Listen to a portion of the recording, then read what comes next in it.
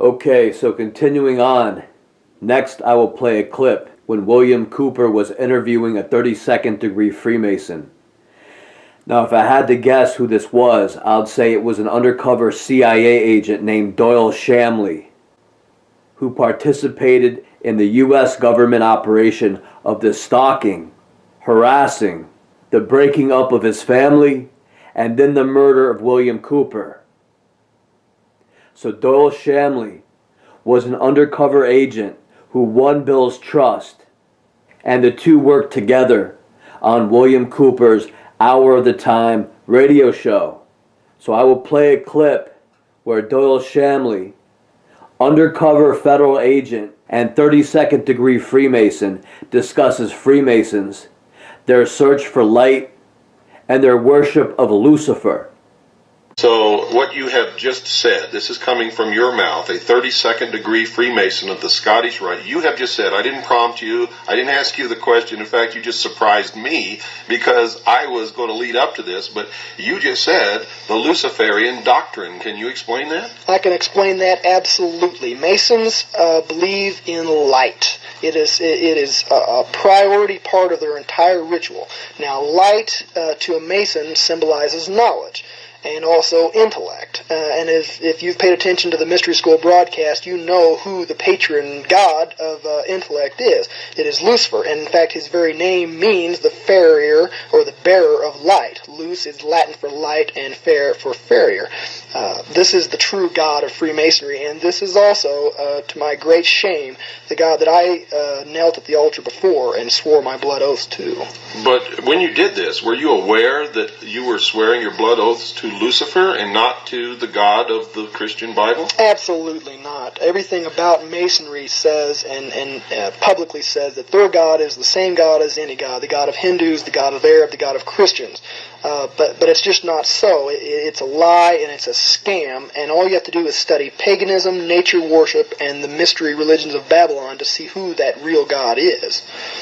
So you have done this study on your own, and you've checked out the publications and the doctrines and the symbology within your own lodge, and you've arrived at the conclusion that the God of Freemasonry is who? The God of Freemasonry is Lucifer, who is actually Satan, cast from heaven for one specific reason, and that is because he, like many other Masons, sought to attain godhood in his own time.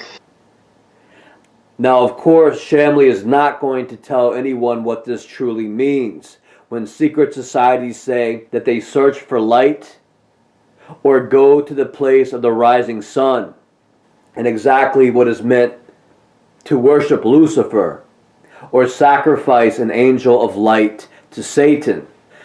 So I will discuss that more in detail in just a little while.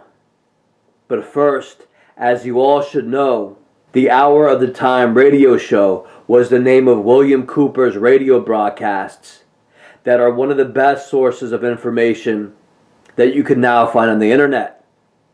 So everybody should not only be listening to these broadcasts, but downloading and then saving every Hour of the Time broadcast that they could find on the internet on flash drives or portable hard drives, which don't cost more than $20 or $100. All you have to do is get on the internet and search for convert YouTube videos to MP4s. Now, MP4s are video files, and then you could quickly download any YouTube video you need and save these on flash drives or an external hard drive so you don't have to use up any space on your computer. And you guys want to do this in case in the near future the internet gets wiped out for whatever reason. You may want to download any other person's videos that you think may have some valuable information because you don't know what you got till it's gone.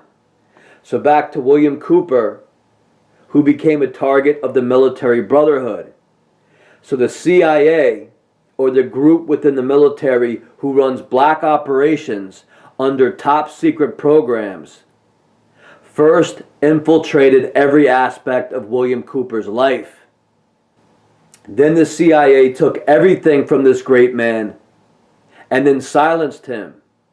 And they do this because they saw him as a source of light or intellect, and the whole purpose of the CIA, the military brotherhood, and the Vatican is to attack these people because the military and the Vatican want to keep the masses in a very ignorant state so they can easily control everyone like animals. So I'm sure that many of you already know that William Cooper was considered the G. And the feds, the CIA, and the military brotherhood hated the fact that William Cooper took upon himself the responsibility to form his own intelligence agency that he called CAGI. And that stood for the Citizens Agency for Joint Intelligence. He then took all his research and knowledge and broadcasted this on his radio show, Hour of the Time, and published in his book, Behold a Pale Horse. So William Cooper was the first director of the American Intelligence Agency, and he's an honorary member of the GOC. Now I'll explain to you what these military brotherhoods spend their huge military budgets on during these black operations concerning their search for light and Luciferian rituals. And these always start off as basically group stalking rituals, where droves of military agents are moved into certain areas. These agents do not have regular lives and have conformed to life inside a military program where they never get out. They don't do their 2 or 3 years in the service and then go home. In fact, every facet of their life is controlled by the program, so it is not like anything you regular guys experienced while in the military. Many of these military agents are old, they're fat, and they do not appear as military personnel anymore. And the truth is that on this level, it is more like a cult or a religious community than a military force. In fact, they don't want their people to look like military personnel at all, just ordinary or out-of-shape people, because they don't want their people to be noticed. So their whole life belongs to these secret programs, and they have been following orders their entire lives. And code for these type of military agents are travelers or traveling men. And that means that they are always on the road as a mobile paramilitary force, and their objective is to always search for the next target of the military cult. And that is usually an individual who is either a threat to them because of their activism, or they have caught the eye of the government as a person with some talent, whether it be in the arts and sciences, for example. So I will run a clip now where William Cooper discusses the code traveling men, which undercover military personnel use to recognize each other when involved in these secret operations. Freemason greets another and he's not sure if he's really a Freemason. He'll ask him if he's a traveler, or if he's traveling, or if he is a fellow traveler. Would they meet? And this exchange takes place. The one being queried, if he is indeed a member of the mystery religion, will say, yes, I'm a traveler. To which the first, or the inquirer, will respond with, where are you going, or where are you traveling? From where to where? And the answer will be from west to east. For the east is the position of the rising sun, where the knowledge comes from. Doyle Shamley was a traveling man. He belonged heart and soul to the military that controlled his whole life. The military ordered Doyle to move from one part of the country to the next. Wherever the next operation was, he was sent. Doyle Shamley knew that he would never have a regular life. He would never have a family. He would never have any freedom or ability to choose what he wanted to do. Doyle didn't even have a real name because it was constantly changed wherever he went. Doyle would never retire from the military and would spend his whole life working to spy on, attack, silence, and kill any American that the military wanted. So Doyle Shamley, undercover military agent and 32nd degree Freemason, has undergone a great deal of programming. So Doyle also has multi-personality disorder.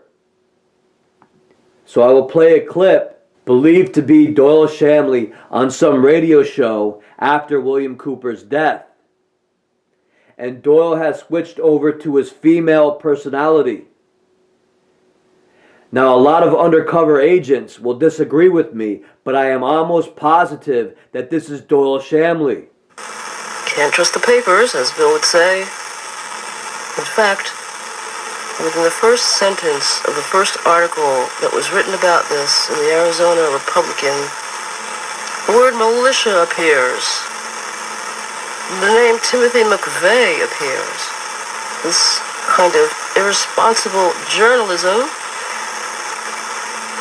unfortunately, was something Bill had to fight off for, as he would say, years and years and years and years and years.